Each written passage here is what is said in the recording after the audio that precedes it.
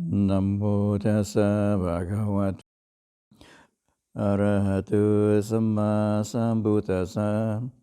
Namo tassa bhagavato arahato samma sambuddhassa. Namo tassa bhagavato arahato samma sambuddhassa. Buddhang dhammang sanghang namasami.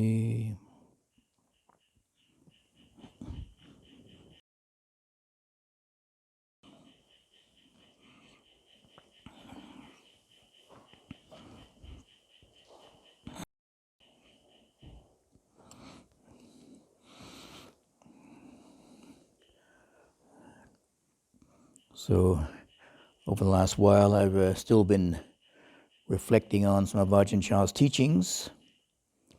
After my unrecorded talk 2 weeks ago, I was so inspired that I just kept rolling on.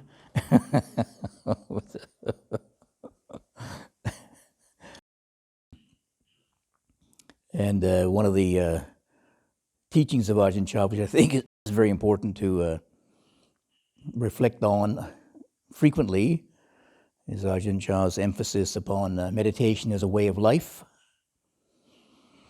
I think many of us, especially in the non-Buddhist countries, we learn meditation through retreats. Many of us understand meditation more as a meditation technique. Quite a variety of different techniques around. But very simply, meditation techniques are not meditation.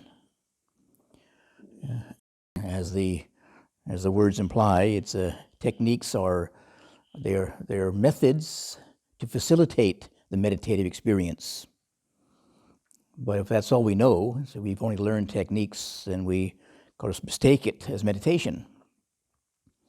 And then we, very simply, the simplest, situation is that we mistake that very, very limited understanding of a technique as spiritual practice, without being able to see the wider picture. It's only one technique, to facilitate, and sometimes, it doesn't really facilitate a meditative experience, even though it is some kind of, even well acclaimed technique. Maybe it just doesn't work for us. Like in the Theravada tradition, there were 40 meditation objects. 40 of them. I can't even remember all of them. But most of us just know breathing, right? Maybe metta bhavana, maybe a little bit of asubha, but do you know all 40 meditation themes in Theravada Buddhism? I did read them up once, or a few times. And if you wait for my book to come out, there's an appendix at the back of it with the 40 of them listed. In fact, I even found another 10 or so that weren't. This is from the Visuddhimagga, one of the commentaries from the Theravada tradition. They list the 40 of them, collecting them out of the Pali Canon in various places, but they missed about 10 of them, which I found. So, for what it's worth. Now we got 50 to remember. It's 40. But of course, when it comes to like meditation retreats or teaching meditation, usually it's kept quite simple. The most common meditation theme or object is breathing meditation. But the point is that once, if we stay with it, once we get some experience with that, it may be necessary for us to use other techniques, other themes, as it were, other themes for meditation. For example, if we notice, the classical one is that if we notice in the course of trying to observe the breathing that we have a lot of anger, a lot of ill will come up, then of course it's advised to try some metta bhavana to help to deal with that. And it's not an antidote, but it's to help us to deal with it, to be able to access it more easily. To try and be more friendly to your anger. The reason that anger is there usually is because we see it as an enemy. We don't like it. So we want to get rid of it, which is more anger. So we get angry at the anger, angry at the anger, so you don't break out of it. But the Buddha realized that if you can approach it in a different attitude, with friendliness, it tends to undermine it. It's not the magical antidote, but it will help us to deal with it more skillfully. And then a lot of the basically meditation techniques are, at the very least, just limited. But if we see meditation as a way of life, then ideally everything in life can be a meditation. Isn't that helpful? Washing dishes can be meditation.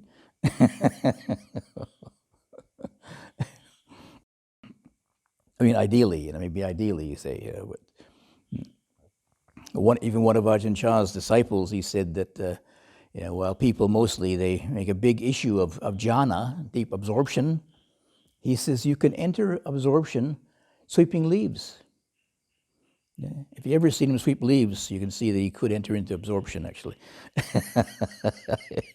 He's very, very collected on whatever he does, you see. And if you can make that transition then, that everything in life is meditation, then you have much more opportunity to practice.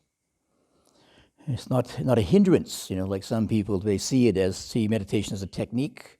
Then they have to go through their ordinary life situation, wash the dishes, cook the meal, whatever, go to work, come home, so they can meditate. Yeah? So they go through the day, 23 hours a day, doing their business, and then 1 hour meditation. But if you see everything as meditation, you have 24 hours, You can even use your sleep as meditation. I've had quite a few insights in my sleep.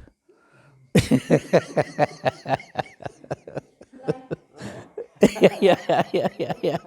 Well, if you're aware of your dreams, your dreams are also mental activity, aren't they? So, telling you something about yourself, if you can be aware of them to some degree. Whereas previously, I had this attitude which I got from Western culture. It's only a dream. Forget about it. It's only a dream. It's only crazy stuff in the mind. But when you actually bring attention to your dreams, they're telling you something about yourself. In maybe Western psychology, they say dreams are from your unconscious. But in Buddhism, we're always conscious. There are different degrees of consciousness. That's all. So there's dream consciousness. So trying to be aware of our states of mind. Your dreams are states of mind too, right? And sometimes they can be, quite valuable to understand how your mind's working. Once when I was traveling years ago, I had an early experience of this. I guess it was sort of like that. But I was traveling with a friend first in Germany, hitchhiking in Germany. And one day we were out hitchhiking, and it was November, it was cold and drizzly and couldn't get a ride. And, so my friend said, I've had enough of this, I'm going to get a train. And I had sort of determined I'm going to hitchhike, so I'm not going to take the easy route and get a train. I'm also Scottish, so spending money wasn't so great either. But it was more of a principle, I just have to rely upon other people to provide, be generous enough to give me a ride, you see. So I stuck it out there, and it was a horrendous experience.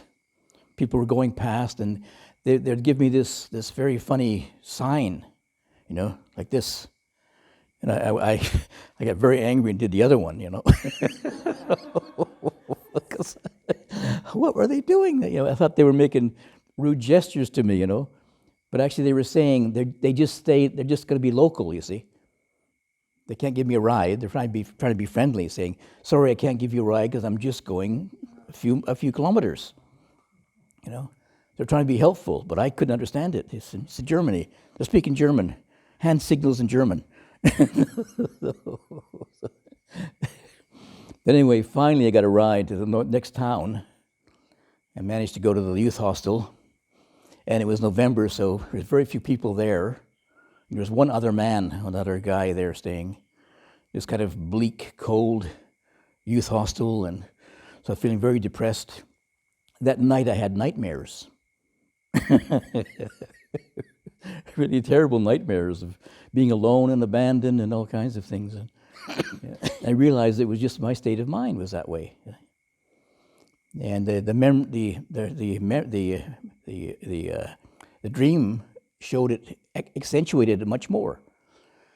I didn't accept that I was depressed. No, not me. No,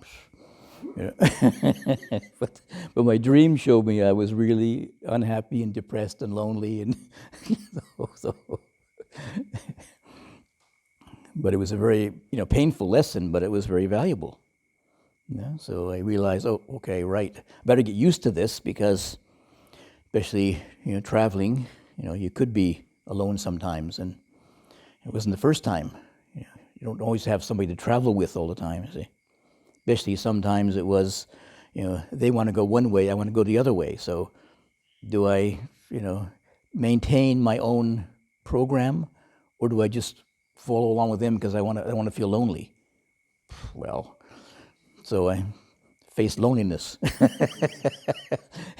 I made my own trail. So found my own path, you see. But many times, we just learn meditation as a technique. I mean, techniques have their place, of course.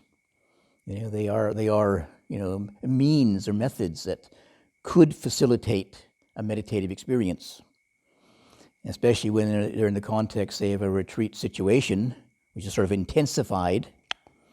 Then it is possible that people get some, exceptional experience in a short time. Whereas, if we're using meditation or spiritual practice as a way of life, I mean, for most people, it takes some time. They need some support. You don't see results very quickly, usually. But maybe on a meditation retreat, sometimes within a few days, you can have quite an exceptional experience. Positive or negative, though. Not always positive. Sometimes you freak out, but it's a valuable experience too, if you can handle it. But if we see, the meditation is is a way of life, it gives us a wider context of spiritual practice. And meditation is part of spiritual practice. I mean, I don't know, I guess some people, they approach it thinking it's a magical formula. It's like a kind of a cheap psychiatrist or something. He has all the answers, will solve all my problems. I must admit, I had that attitude in the beginning too. I just thought when I was traveling, I was very confused, and then I thought, I just go to do a 10-day retreat and get my head straight again. But it didn't work out when I was traveling in India. Just didn't work out for me. So, Thailand, put all my hopes in Thailand. Go to Thailand for 1 month. Meditate for a whole month. I should get enlightened by then. Get my head really straight. But it didn't work out there either. Because the place I went to was not actually a retreat center. It was just a forest monastery. So there wasn't the intensity of it. I was one of the few, I guess some of the other monks were meditating on their own, but there was not the group practice, there was not the kind of enforced discipline. You get up when you want. But I was inspired to have my own program, but it wasn't quite the intensity of it as it was on the first retreat I did in a meditation center. But over the years, I've come to recognize there are kind of two schools, I guess. There is the intense school, what I call a kind of sink or swim school, and there is the gradual approach. And some people are students of the sink or swim school. I mean, really intensive meditation experience, and you either get enlightened or go crazy, at the extreme. You have a positive experience or a negative experience. And the other one is, kind of gradually stepping into it. And I would say, Ajahn Chah is more of the gradual school, because seeing it as a way of life, it requires a fundamental transformation of your whole attitude, and not just one intense experience. And the danger of having the one intense experience is that, it is very artificial usually, or induced artificially by the sensory deprivation, by the discipline, the constant practice, but then you get outside that situation and it all falls apart. The main distraction, the main hindrance, or the main defense mechanism of the self is distraction. Fundamental defense mechanism. The self is ultimately artificial. It doesn't want to be looked at too closely, because you begin to see the inadequacies of it. So it creates distraction. Yeah. But then the first lesson in meditation is focusing attention, right? Collectedness, samadhi. You bring focused attention to something like breathing, for example. So you can say the ideal is non-distractedness or collectedness. So it's going to create some ripples. And for most people, at least in the beginning, they probably don't get very, very deep samadhi, deep concentration. So the ripples aren't too bad. Yeah. But it does stir up some existential stuff. You're bringing your attention to the breathing, but at the same time you have the same focused attention. This is other parts of the body, other aspects of the mind and the body. The first lesson is notice how, sit there and watch the breathing, yeah, but how difficult it is. In theory, simple. But look at all the other garbage that comes up. Distracting me. It can be a bit of a shock sometimes. See how crazy the mind can get. Yeah. If you have our usual distractedness, you don't notice it because it's just crazy all the time. Huh? Crazy all the time is normal. But now having focused attention or peace of mind or something is, the goal. So the distractedness is extra. Is beside the point.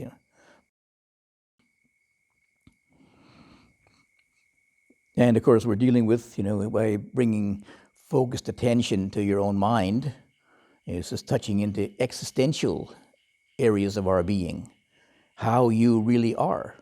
Yeah? How we think we are is one thing, how we really are is another. And if those two are really far apart, it's going to be a big shock when they come together.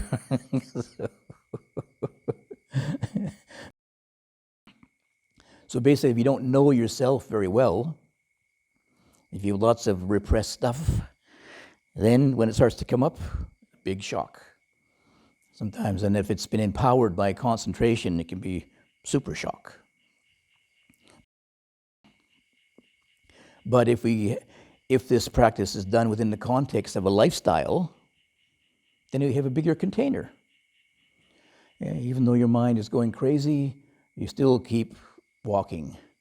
You still keep breathing. Still keep eating. You still keep talking. You're falling apart inside, but you just at least keep a smile on your face anyway.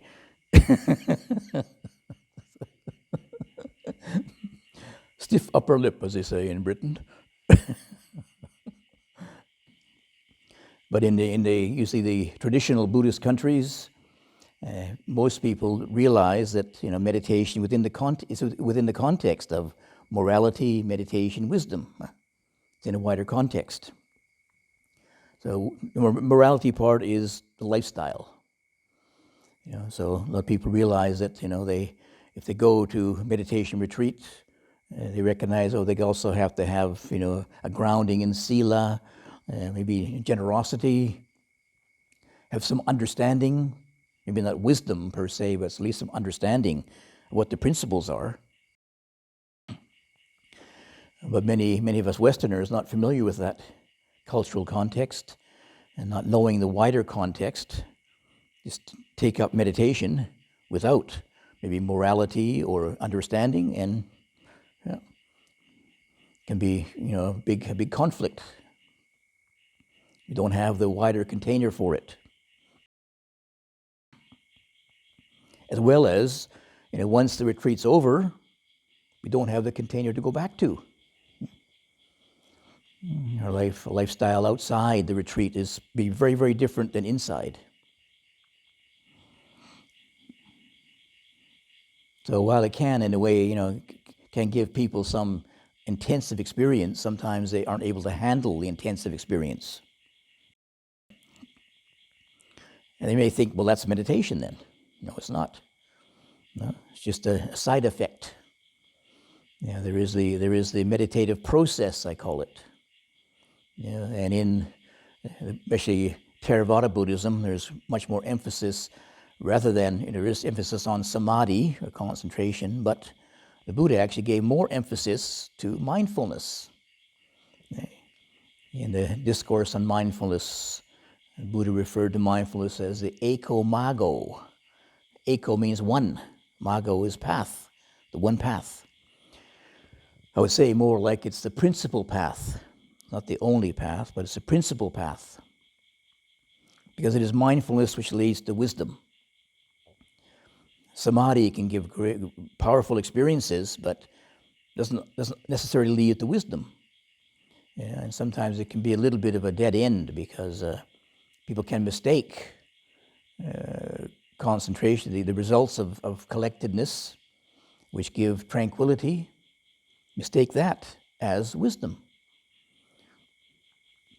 Your mind calms down, and I don't know how many times I was meditating in the forest in Thailand, and I didn't know much about Buddhism or practice. I just had a bit of knowledge from the book, and what's nibbana, You say, nibbana is the absence of greed, aversion, delusion. So I was sitting there watching my breath diligently, hour after hour, day after day, and then once in a while, my mind calmed down, and I was like, look, there's no greed, no aversion, no delusion. Must be nibbana.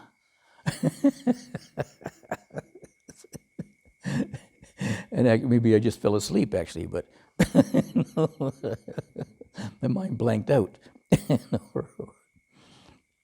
Or because of that samadhi, that collectedness, all those things were suppressed.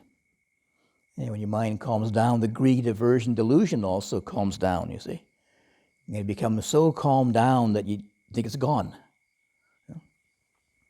But as soon as you seem to look more closely, like no greed, aversion, delusion, must be nibbana. I like it. Oh, there's greed.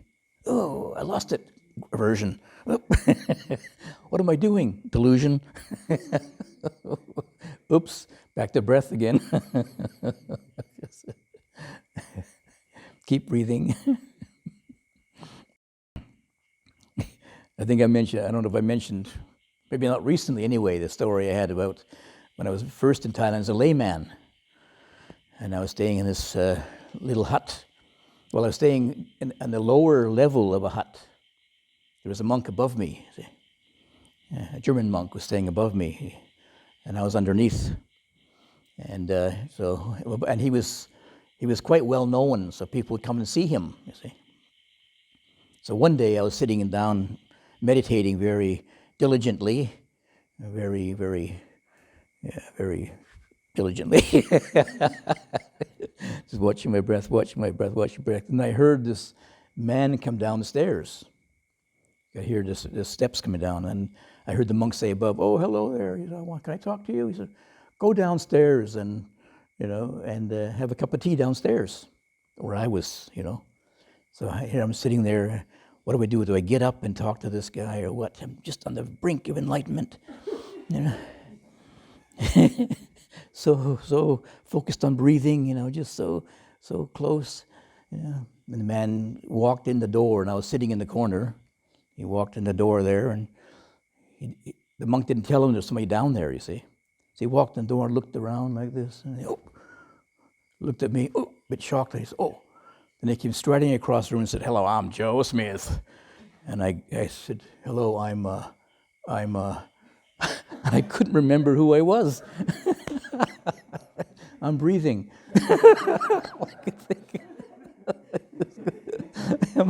Mine was just blank, just breathing. Who am I? Oh yes, right. And then I remembered who I was. Then all this personality came back again. Oh yes, I'm so and so, and from this country, and the conversation began. It was really a very enlightening type experience, because just to recognize I could just forget myself. Yeah, in moments of great calm, I just forget myself and all the associations, and no problems, no worries. Didn't have to worry about traveling anywhere or getting a visa or anything. Just empty. But it soon came back again. It wasn't gone. It was just put to sleep. Ajahn Chah gave the analogy of like samadhi is like putting the rock on the grass, you see. So the grass doesn't grow. Yeah. It's held down by samadhi, by your focused attention on the breathing. If you're focused on breathing, you don't notice your thinking, your thoughts about yourself, you see. So it can seem like they're gone, but they aren't. As soon as you lift the rock off the grass, the roots are still there, it starts growing again. Now, some people can get really fooled that they have such good samadhi, that the mind's so peaceful they think I've finished. There's one story in the Visuddhimagga actually about one monk who had he apparently got enlightened, and then with his special powers he looked around about who else is enlightened. Is my teacher enlightened? He thought. He sent his mind to his teacher, and he realized the teacher was very close, but he wasn't enlightened yet. Very, very close to enlightenment. So he thought, how can I teach him? So he went to his teacher, and he said, I understand you're actually not, I am enlightened, And he said, well, okay, how about if I hear you have special powers, can you make a tiger? So the teacher made his image of a tiger, and he said, okay, now, make that tiger charge you now. So he made the tiger come charging towards him, and he got fear. He got frightened and realized, if I have fear, I can't be enlightened, can I? Thank you, student.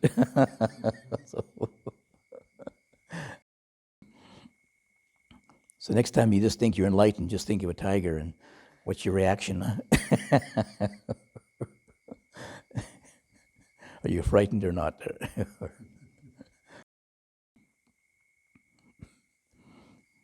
But in this, with recognizing that meditation is a way of life, of course it can be, harder in a way, because, and it's easier having a technique. The technique is usually quite distinct. But life, is very diverse, isn't it?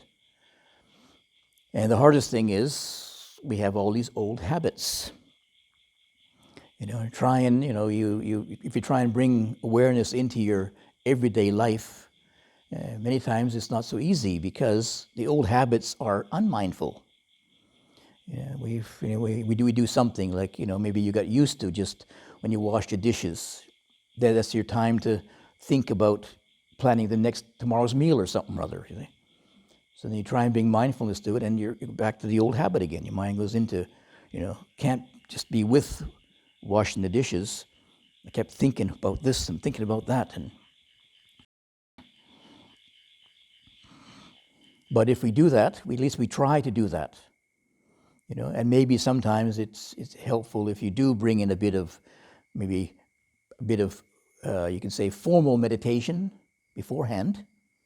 Just a few moments, collecting your attention, settling your mind, before you take up these things, the usual things we do. Yeah. And then maybe you can bring a little bit more calmness and collectedness to that activity, and you see it differently. When we get caught up in our old habits, which are, can be quite sticky, quite attractive, mind just kind of drops into it, doesn't it? Even without a lot of energy. But if we at least we make an effort to try and bring some more awareness to those activities, we get to see them, just see how our mind can very easily get caught up with the old habits again, the old habits. It's only by seeing these old habits, especially the negative ones, we can do something about them. As the Buddha talks about in the development of meditation, and the development of collectedness and clarity, samadhi and mindfulness, if you like. But it requires some effort, putting energy into them. If we just follow the old habits of distractedness, well, distractedness increases then. Even though going against that momentum requires some extra energy, but there are some helpful techniques. Like we do know that formal meditation exercises, do have some value to them. So, even doing a few moments or just sitting quietly, observing your breathing for a few moments, can shift your whole attitude. When I was in Switzerland, we got this new monastery, and it was a former hotel. And then usually in England, Chithurst, I think, was 2 stories high, Chithurst House, and Bharamavati was all on the flat, you see, so I never walked up the stairs, you see. But here we had a 4-story building, you see. 4 stories, 1, 2, 3 in a basement. And the monks' floor was on the, ground floor, first floor, second floor. So the monks were on the second floor. Is that how you'd say it here? Or is the ground floor first floor? Huh? See? Yeah, it's American and English. Yeah. yeah. In Europe, they say the ground floor is the ground floor. And the next floor up is the first floor. Then second floor and third floor. Okay, whatever, anyway, it's upstairs. But the monk's floor was up 2 stories, put it that way. And my room was at the very, very back, so it's a long way to walk. And you go downstairs to the kitchen, for the breakfast, for the mealtime, and then you walk back up to my room again. Well, invariably, I got down to the kitchen and forgot my lap cloth. I forgot my spoon back up the floor. How many times I walked up and down those stairs, So I had to develop a technique. When I left my room, I got everything. Stop, collect yourself. Okay, walk down the stairs, and I forgot something. Okay. So mindfully walk back up the stairs, you see. Just, yeah. Of course, I got up to the top of the stairs. What did I go up there for?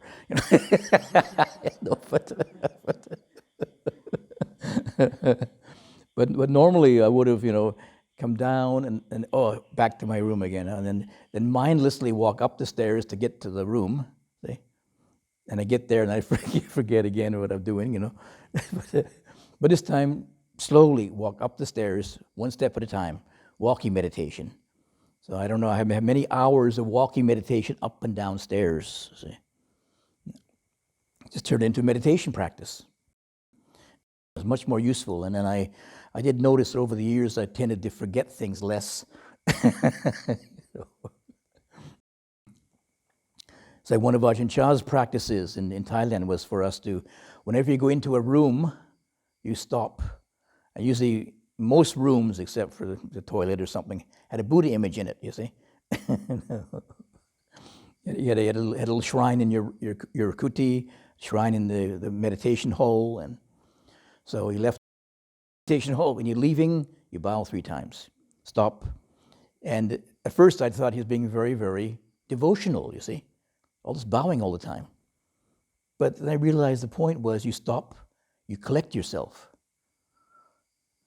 Then you bow 3 times, and 3 times, mindfully bowing 3 times. Then you get up, you're more mindful and collected. Then you walk out. And going out of a building and into another building, it's going out of a building, your whole atmosphere is changing. Yeah. And especially, maybe in Thailand, here too maybe, when you go outside, there might be a snake out there. So if you're just staggering out to get your shoes, already planning to go down to the kitchen, confused, you might have to step on a snake. But if you collect yourself, right, mindfully walk out the door, open the door, you're going through it, you're transitioning through a space, different. Stop there, openness, come into the next room and you stop. You step inside, bow 3 times. You got to be careful where it doesn't always work in the West, because you don't want to stand in the walkway, stand in the front door of Migros, of Coles or Woolies or something, and bow 3 times. You get stepped on. but you can step inside and stand to the side and just collect yourself. Okay, and then you do go about your activities, you see. And you come out, stop. Where's my car? But these moments of just stopping can be very helpful, just to collect yourself. Focus on your breathing for a few moments, and usually your mind is going, your body's going somewhere, your mind is going somewhere. So it's not very calming, is it? When I was in Switzerland, people ask about, people had done a lot of retreats, but most of them had difficulty in transitioning to the ordinary life. So I was trying to explain to them about, how Ajahn Chah was teaching about meditation is a way of life, not just a retreat. And very hard to understand for most of them, because they didn't know that and never practiced it either. But I just mentioned sometimes, just to try and collect yourself like this. They said, they work very hard in Switzerland. So they said, some people, they say, I have no time for meditation. Work all day. They work from 7 in the morning till 6 at night. And then they rush home from work, and it's already late, and got to plan the next day's work. And said, no time for meditation. But if you just look around in your daytime, daily activities, there's always time. Like you have to wait for a few minutes at the train. You see, you arrive a few minutes before the train starts, Even the Swiss trains are always on time, but still, you don't want to miss it. You get there a few minutes early, just stop and collect yourself. Rather than thinking about what I have to do next, where I have to go next, just stop. Waiting for a phone call, waiting for a friend or something, or waiting in a queue, just stop. Rather than let your mind spin out with all kinds of busyness, just stop and collect yourself there. Breathing, standing, sensing, being aware of the sensations in the body. What's the state of your mind right now? And if you look around in daily life, even in the busy work situation, you look around a few minutes here, a few minutes there, a few minutes here. Add them all up, you probably got half an hour, maybe even an hour sometimes, of meditation, rather than wasting time so I can rush home so I can sit there and cross my legs and fall asleep.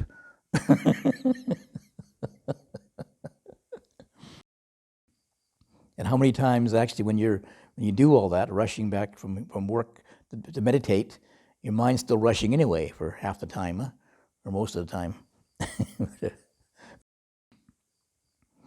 But having these moments through the course of the day, on one hand, usually you're able to stop the busyness of mind, this momentum, rolling on momentum, just stop it.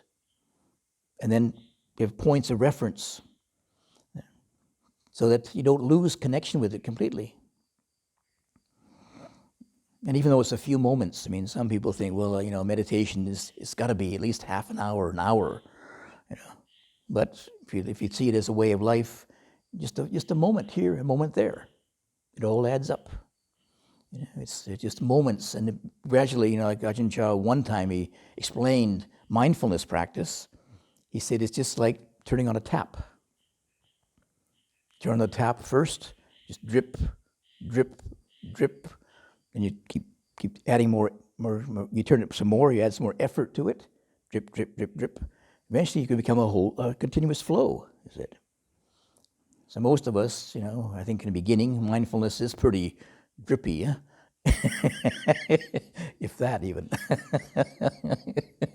Maybe a drop every couple of days.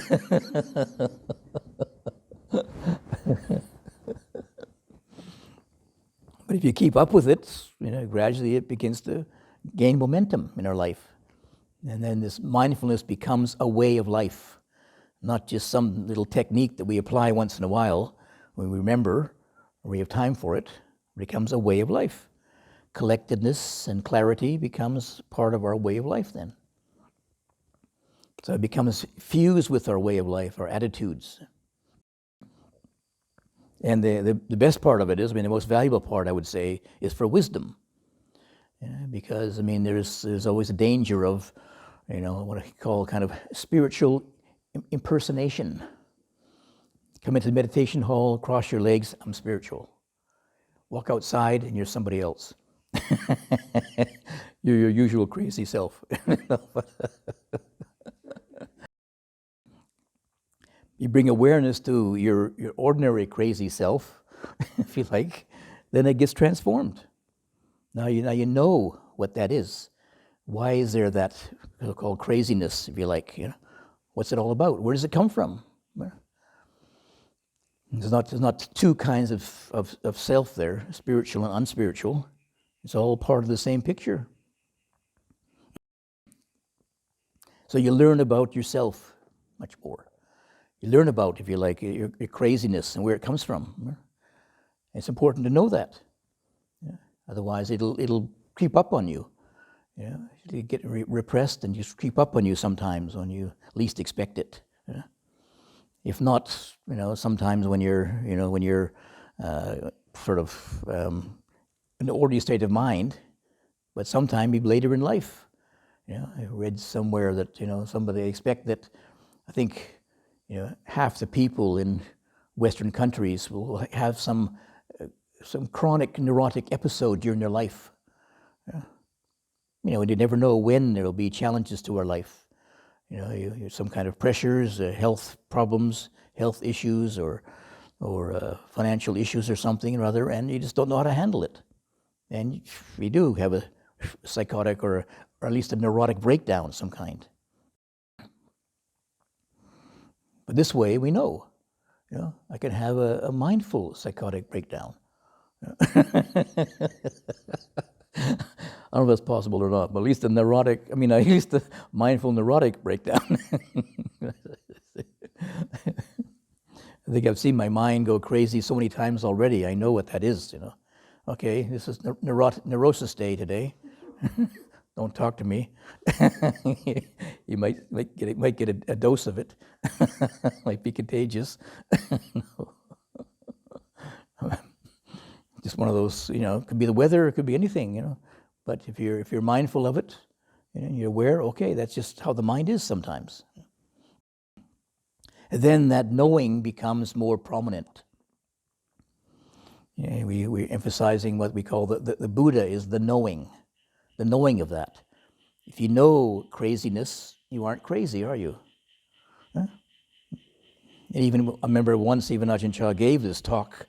I was quite surprised. There was this group of Bangkok people came up to his monastery, and he gave this talk, and he was saying, and he says, all these devotional Buddhists came there to hear a traditional Buddhist talk, and Ajahn Chah says, between a crazy person and an enlightened person, there's not much difference, Wow, yes, this sounds more Western than Thai. He said, the only difference is that the enlightened person knows it, he said. Just the knowing is the difference. Yeah. The crazy person doesn't know it. They're lost in it, totally absorbed and lost in it. But the enlightened person knows, oh, that's a crazy thought, that's not a crazy thought. The knowing is above it. So in a way they can still be crazy, but the knowing is above. They are the knowing and not the craziness, you see. It's like with all these strong emotions. If you have enough clarity, you can know, you can be aware of your anger and not be the anger itself. The knowing of it. Oh, that's what anger feels like, in the body, how it's reacting, and the particular physical and mental symptoms of it. That's what anger is. But you're not the anger. You're just the knowing of it. Those are only symptoms, only expressions of that. But ultimately, it's not your real self, is it? They have a knowing as the prominent aspect of our being. Then you are, in a way, we say we are the Buddha then. The Buddha is the one who knows. It is that knowing quality. But of course, maybe we are only, 10% Buddhas, huh? 5%? Some days 20%, right? But of course, the Gautama Buddha was 100% Buddha, see? 100%, 24/7. But sometimes you can know it, at least especially when some of these emotions are not too strong. You can know, oh, there's irritation, there's anger, there's frustration. Yeah? And don't be frightened by it, don't need to react to it, just know that's how it is. Study it, see its characteristics. Yeah? You can be able to just observe it dispassionately, not get pulled around by it, not get reacted to it, not get reacted by it, then you can recognize, oh, that's a safe place, that's a refuge then. That's the safest refuge in the Buddha, knowing it. Not having to defend it, not having to chase after it or chase it away, just know it. And there's great peace in that. But until we're able to experience that, it sounds a bit crazy, doesn't it? Normally we have to get away, conquer our anger, conquer our defilements. Some emphasis, sometimes they talk about it that way. You got to conquer your defilements. They say, you'll never conquer them. You have to, in a way, you have to surrender to them, open to them, be able to access them, and just know them as they are. You don't conquer them, you just know them. When you know, it's like the Buddha didn't conquer Mara, he just recognized, he just said, Mara, I see you, I know you. When he knows Mara, Mara is defeated, just by that power of knowing. Sounds so simple, but at least we tried anyway, right? And especially if we can see meditation as a way of life, then we can bring in all aspects of our life, because that's where most of the time our sense of self is hiding.